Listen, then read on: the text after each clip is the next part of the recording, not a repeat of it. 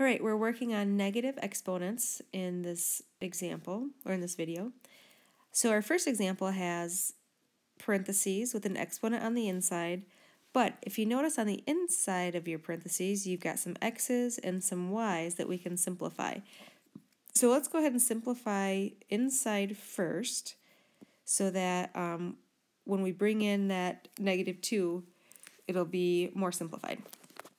All right, so first you have x over x, and you're subtracting x to the -1 minus this 1, so I'm just subtracting the exponents for the x's.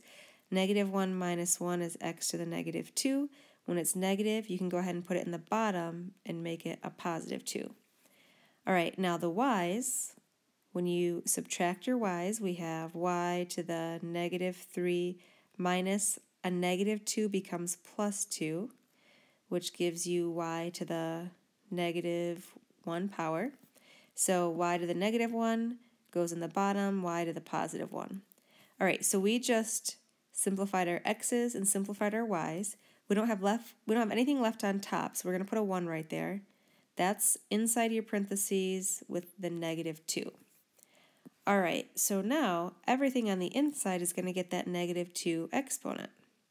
So 1 to the -2, well, I'll just write it in first. 1 to the -2, x to the, when you bring the -2 into the 2, remember we multiply, so it's x to the -4, and then y to the 1 times -2 is -2.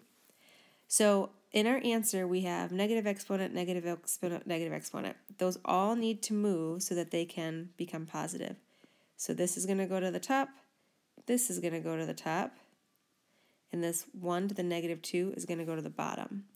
So on the top, we have an x to the +4, y to the +2, and when that 1 to the -2 goes on the bottom, it's 1 squared, and 1 squared is just 1. So really, we could just say x to the 4th y squared. Isn't it kind of crazy how our problem starts out looking so complicated and simplifies down to something so nice and simple? All right, next example. Inside the parentheses, we don't have any simplifying we can do, so we're going to bring in our exponents. Remember, we multiply when we do that, so it becomes x to the -2 over y to the +1, because we multiplied -1 times -1, times, we're going to do the same thing with this -2, y squared to the -2 is y to the -4 power, and when you bring this down to the bottom, remember -2 times -1 is a +2. All right, when you're multiplying fractions, just go ahead and multiply straight across. We have x to the -2, y to the -4, over, I'm going to put the x first, x squared y to the first. All right, so next we will divide our bases that are the same, and I've just kind of been writing that off on the side. We have x to the -2 minus 2, so I just did the -2 minus the 2. That gives you x to the -4. That negative exponent tells us it goes on the bottom and becomes a +4.